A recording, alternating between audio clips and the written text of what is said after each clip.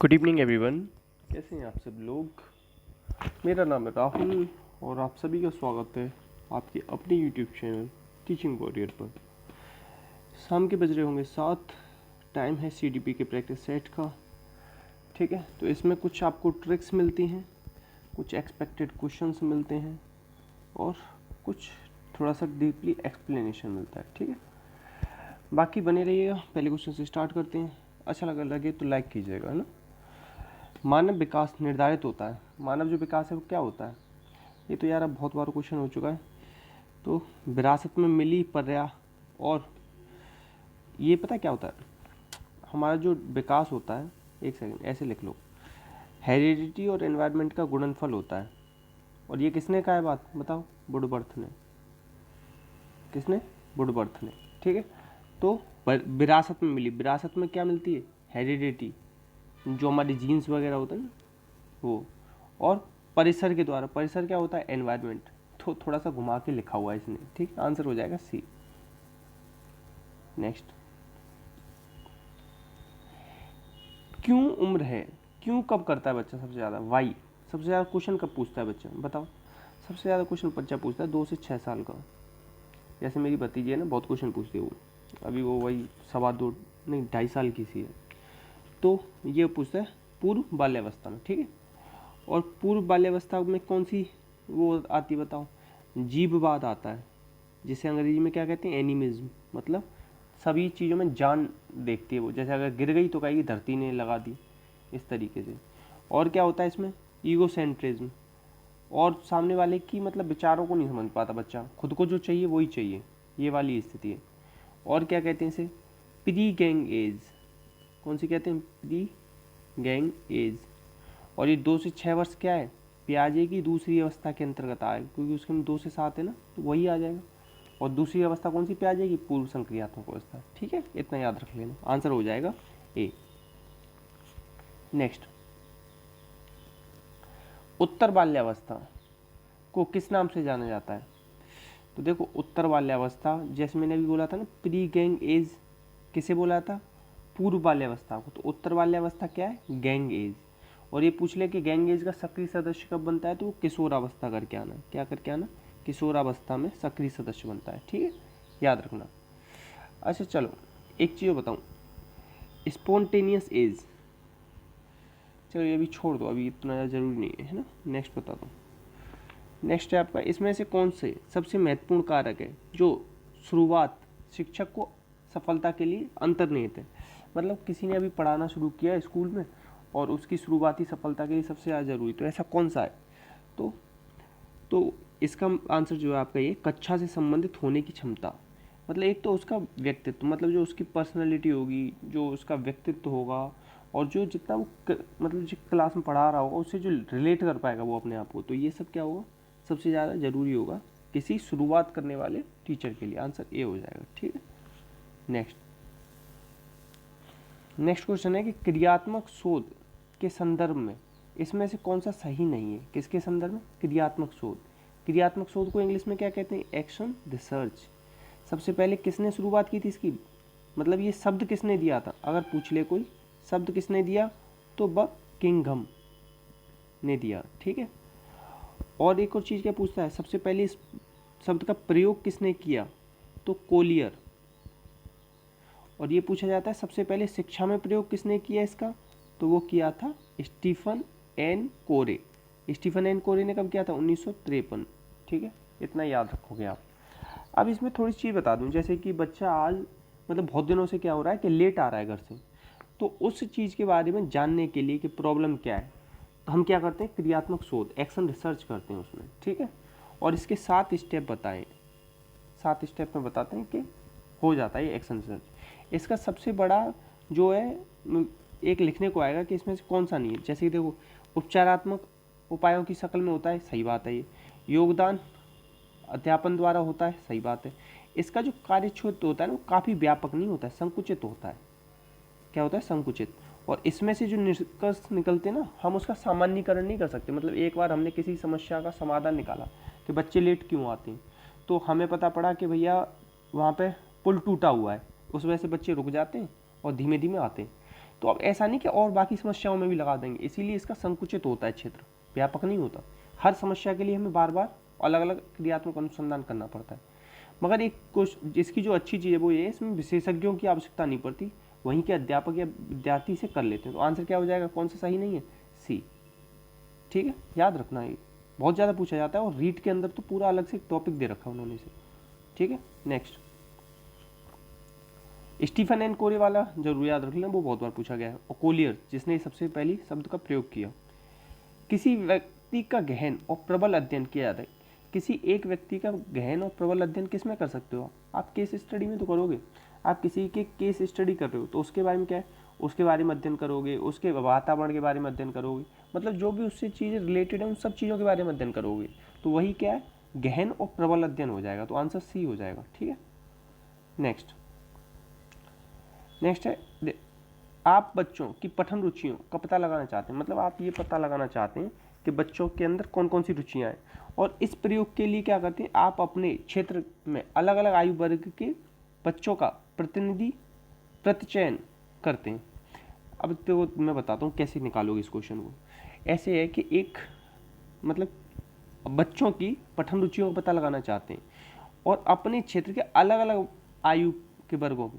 जब अलग अलग आयु वर्गों की बात करें तो होता है प्रतिनिधि, क्या होता है, प्रतिनिधि समूह। और कहीं कि एक ही वर्ग के गए तो क्या हो जाएगा, अधोमुखी। अब ये ऐसे जैसे कि आप किसी के बारे में पता लगाना चाहते हो तो दो तरीके के मेथड हैं, एक तो क्रॉस सेक्शनल है और कौन सा, एक हॉरिजॉन्टल है। क्रॉस सेक्शनल में क्या करते हैं कि हम मतलब एक पूरे परिवार, मतलब एक पूरी पीढ़ी, मतलब 20 साल के बच्चों तक को ले लिया, फिर एक में 60 साल तक के ले लिया, एक 60 से ऊपर वाले, मतलब सब तरीके के बच्चों का अलग अलग अध्ययन कर लिया एक जैसी जो पीढ़ी होगी, तो उसे कहेंगे आप प्रतिनिधि। इसमें जल्दी हो जाएगा। और जब एक ही इंसान का आप करना चाहोगे तो जब तक वो शुरुआत बचपन से लेके बुढ़ापे तक करो उसमें टाइम लग जाता है, इसीलिए इसे कहते हैं प्रतिनिधि समूह केस स्टडी। तो ये क्या है, इसमें क्या किया जाता है, अलग अलग आयु वर्ग के बच्चों का एक साथ किया जाता है। ठीक है, इसीलिए इसे इंग्लिश में क्या बोलते हैं, क्रॉस सेक्शनल मेथड। क्या बोलते हैं आप, क्रॉस सेक्शनल मेथड। नेक्स्ट, जब एक उपाय एक ही माप को मापने के लिए उपयोगी किया जाता है, किसको, एक ही माप को मापने के लिए, और एक ही माप पैदा करता है, क्या करता है, एक ही माप पैदा करता है, तो उसे विश्वसनीयता कहते हैं। विश्वसनीयता को इंग्लिश में बोलते हैं रिलायबल। ऐसे समझो, आज आपने कोई टेस्ट दिया, आपके 80 नंबर आ रहे हैं और कुछ टाइम बाद फिर दिया तो भी आपके 78 या 82 आ रहे हैं, मतलब ज़्यादा वेरिएशन नहीं आ रहा, तो वो रिलायबल माना जाता है। ठीक है, वैधता क्या होती है, जैसे मैंने अभी ये आपको सीडीपी पढ़ा रहा हूँ तो सीडीपी का टेस्ट लूँ ना तो उसमें सीडीपी के ही क्वेश्चन डालूँ, ऐसा ना करूँ कि मैं आपसे मैथ पूछने लग जाऊँ उसमें। ठीक, ये होती है वैधता। तो ये मतलब जो प्रश्न पत्र होती है ना उसकी थोड़ी कह सकते हो कि क्वालिटीज़ में आता है वैधता, विश्वसनीयता, और एक चीज़ और याद रखना, ये विभेदकारिता ये भी आता है। विभेदकारिता मतलब ये है कि जो बच्चा नहीं पढ़ के गया और जो ज़्यादा पढ़ के गया, तो ऐसा लेवल होना चाहिए कि दोनों में अंतर कर पाए। ऐसा नहीं कि इस बार जो आया था ना सीटेट का इस बार पेपर दिया हो तो जो नहीं पढ़ा है वो भी 30 करके आ रहा है सीडी पे, जो पढ़ा है वो भी करके आ रहा है, तो मतलब बेकार पेपर बनाया उन्होंने, विभेदकारिता नहीं थी पेपर में। ठीक है, इस चीज़ को याद रखना, आंसर बी हो जाएगा। नेक्स्ट देखो, लिखने की क्षमता का विकास बोलने और सुनने और पढ़ने की क्षमता की संगति में होना चाहिए। मतलब ये कह रहा है LSRW, ये 4 होते हैं आपके स्किल्स, लैंग्वेज के स्किल्स है ना 4। तो ये कह रहा है जो आपकी लिखने की क्षमता है, मतलब राइटिंग, इसका विकास इन तीनों के साथ होना चाहिए या नहीं होना चाहिए। तो ये पूर्ण सत्य बात है। ऐसा नहीं कर सकते कि आप केवल आज लिसनिंग करेंगे और कल स्पीकिंग करेंगे, एक साथ किए जाती हैं। ठीक है, नेक्स्ट, उच्च प्राथमिक स्तर समझते हैं आप, 6 से 8, क्या 6 से 8, और इस स्तर पर कितने घंटे मतलब पढ़ाना होता है विद्यालय में, बताओ, 1000 घंटे। या कितने दिन विद्यालय खुलता है, 220 दिन। ये कहाँ दे रखा है, RT 2009, जो कि कब लागू हुआ था, 1 अप्रैल 2010 को, वो क्वेश्चन है। उच्च प्राथमिक स्तर पर भाषा सीखने का उद्देश्य क्या है, केवल आ रहा है काट दो, ठीक है, मात्रा आ रहा है काट दो, ठीक है, कितने, 1 सेकंड, दूसरों के अनुभवों से जोड़कर सवालों का जवाब देना, ये हो सकता है। भाषा की बारीकी और सौंदर्यबोधक को सही रूप से समझना, देखो ये सबसे ज़्यादा अच्छा है। ये वाला जो आपका ऑप्शन है ना, ये इसमें मिल जाता है जाके। तो आंसर क्या हो जाएगा कि जब उच्च प्राथमिक पे ना बच्चा थोड़ा सा समझदार होने लगता है, तो जो बारीकी है, जैसे मैंने बोला कि राम जाता है और फिर मैंने कहा राम ही जाता है, तो ये जो ही लगा दिया ना, इसे निपात कहते हैं। और ये बारीकी कब जान पाएगा बच्चा? उच्च प्राथमिक में जाके। और उसका सौंदर्य बोध कैसे? मुहावरे वगैरह का यूज़ करने लगते हैं। शुरुआत में उतने मुहावरे वगैरह का यूज़ नहीं करते ना हम लोग, समझ रहे होंगे आप। ठीक है, तो आंसर सी हो जाएगा। नेक्स्ट, ज्ञान से संबंधित अन्य विषयों की समझ का विकास तथा उसे आनंद उठाने की क्षमता का विकास उच्च प्राथमिक स्तर की भाषा सीखने का क्या है? कम उद्देश्य से गलत, एकमात्र गलत, सर्वाधिक महत्वपूर्ण गलत, एक महत्वपूर्ण उद्देश्य है। कैसा उद्देश्य? महत्वपूर्ण। नेक्स्ट, पढ़ने का अर्थ क्या होता है? पढ़ना जब तक नहीं हो सकता, आप कोई चीज़ पढ़ रहे हो, वो सार्थक कब है? वो सार्थक जब ही है जब उसका आप क्या समझ लो? अर्थ। अगर आप उसका अर्थ नहीं समझे तो वो सार्थक नहीं है। तो क्या है? शब्दों को समझना, सॉरी पढ़कर समझना। क्या होगा? पढ़कर समझना। ठीक है, आंसर हो जाएगा बी। अच्छा, वर्णमाला किसे कहते हैं? अगर कोई तुमसे पूछ ले कि वर्णमाला क्या है, तो वर्णों के व्यवस्थित समूह को, ये जरूरी है, व्यवस्थित समूह जरूरी है वर्णमाला में। ठीक है, याद रखना। अच्छा, जैसे इंग्लिश में बोलते हैं ना कि इंग्लिश में कितने अल्फ़ाबेट हैं, तो इंग्लिश में कितने अल्फ़ाबेट हैं? एक। अल्फ़ाबेट का मतलब होता है वर्णमाला, जो 8 से Z तक पूरी होती है ना, तब वो अल्फ़ाबेट कहलाती है। ठीक है, अगर कोई कहता है कि मैं 2 अल्फ़ाबेट जानता हूँ, इसका मतलब है वो 2 लैंग्वेज जानता है। ठीक है, याद रखना। अच्छा चलो, एक चीज़ और बताता हूँ मस्त। जैसे ये लिखा है, क्या पढ़ रहे हो बताओ? या ये आपने मैंगो पढ़ा होगा ना, तो ये मैंगो नहीं है, मैंगो। और ये क्या है? होटल पढ़ा होगा ना, होटेल। ये क्या है? होटेल। Mango hotel, hotel. ठीक है, इस तरीके से थोड़ा प्रोनाउंस किया जाता है, सही शुद्ध उच्चारण जो होता है इसको। ठीक है, ऐसी बहुत सारी चीज़ें। अच्छा, आप लोग ये बताना इसे कैसे बोलोगे आप? ठीक है, नेक्स्ट, गणित विज्ञान आदि विषयों की कक्षा में भी बच्चे भाषा सीखते हैं। अब ऐसा थोड़ी ना है बच्चे के केवल जो उसकी विषय की जो कक्षा है उसमें ही भाषा सीखें, सारी कक्षाओं में सीखते हैं बच्चे भाषा। तो ये पूर्णतः सत्य बात है। पता है कैसे? अब देखो, गणित के अंदर बहुत सारी जो क्वेश्चन होते हैं वो किस में लिखे होते हैं? पूरा के राम जाता है और वहाँ से 10 रुपये के सामान खरीदता है, 5 रुपये राम को देता है और 2 रुपये श्याम को देता है, पूरी लाइन लिखी रहती है ना। तो जो डिक्लेरेटिव सेंटेंस होता है ना, पूरा जो उसमें लिखा रहता है, उसे फिर सॉल्व करो उसमें से निकाल के। या विज्ञान में कह रहा है कि प्रकाश संश्लेषण हो रहा है, तो प्रकाश संश्लेषण लिखा किस में? वो भी तो भाषा में लिखा हुआ है। ठीक है, तो सब जगह भाषा व्याप्त होती है। भाषा क्या होती है? सब जगह व्याप्त। और एक चीज़ पे बहुत ध्यान देते हैं, BaLA building as learning aid use करते हैं अगर हमें बच्चों की भाषा इंप्रूव करनी है तो। ज़्यादातर भाषा के लिए बहुत यूज़ करते हैं इसे। आंसर हो जाएगा बी। बी था ना? हाँ, पूर्णतः सत्य, सही बात है। बच्चे भाषा तब बेहतर तरीके से सीखते हैं। बच्चे कब सीखते हैं? जब उन्हें समृद्ध परिवेश मिले, जो मैंने बाला बताया ना, ये इसी का आंसर है। नेक्स्ट, उच्च प्राथमिक स्तर पर भाषा का आकलन करना है, मतलब वही 6 से 8 वाले पे अगर भाषा का आकलन करना है तो सबसे आसान है कि अवलोकन कर लो। अवलोकन मतलब क्या? डेली आएगा, डेली बोलेगा बच्चा, मतलब अपने दोस्तों से बोल रहा होगा आप देख लो, या खेल रहा है खेलते खेलते देख लो। तो भाषा का आकलन मतलब भाषा का प्रयोग तो करेगा उसमें। ठीक है, इस चीज़ को याद रखना। और भाषा संबंधी प्रावधान अपने आर्टिकल 343 से लेकर 351 के बीच में दे रखें। और बस इतना याद रखना। नेक्स्ट,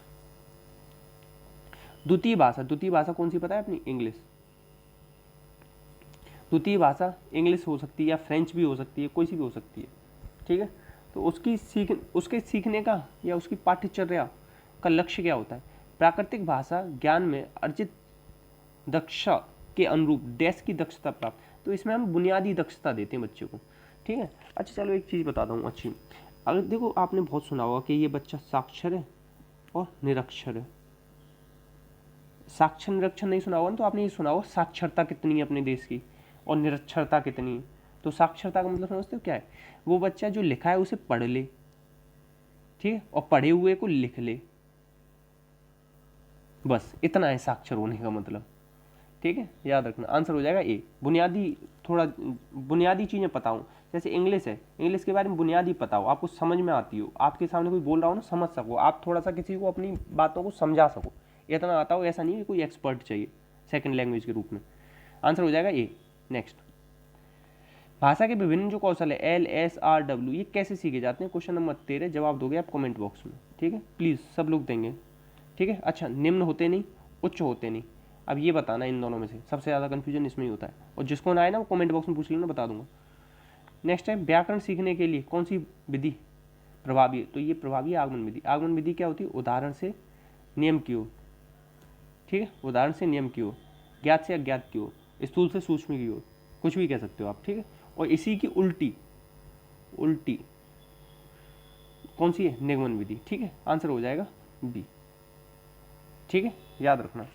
और निगमन विधि का हम प्रयोग कहाँ करते हैं? ये क्वेश्चन बहुत आता है कि निगमन विधि का प्रयोग कहाँ किया जाता है। तो आप ट्रिग्नोमेट्री पढ़ाते हो बच्चे को, ट्रिग्नोमेट्री मतलब जो उच्च प्राथमिक स्तर पर, तो वहाँ पे निगमन विधि का ही प्रयोग किया जाता है। ये क्वेश्चन आया है मैथ पेडागोजी में, याद रखना, फालतू नहीं बता रहा हूँ मैं, तो पता पड़ेगा, याद रखा नहीं और ये आ जाएगा, रिपीट होगा पक्का, राजस्थान में हुआ है, आज ही पढ़ रहा था। निगमन विधि से ही हम ट्रिग्नोमेट्री पढ़ाते हैं, आगमन विधि से नहीं पढ़ाते, याद रखना। नेक्स्ट, इतने क्वेश्चन थे, तो बाकी प्लीज़ सभी से एक अनुरोध, सभी से एक दिली ख्वाहिश कि प्लीज़ शेयर कर देना हो सके तो। देखो आप लोगों की वजह से ही ये वीडियो बन रही है, और आप लोग ही सपोर्ट नहीं करोगे ना तो कैसे चल पाएगा बताओ। इसीलिए मैं बीच बीच में बार बार बोलता नहीं, क्योंकि मुझे भी नहीं अच्छा लगता, ना आपको अच्छा लगता हो, तो प्लीज़ शेयर कर देना हो सके तो। बाकी अपना अपनों का ध्यान रखना, डाउट हुआ हो तो कमेंट बॉक्स में पूछना। इसी के साथ जय हिंद, जय भारत।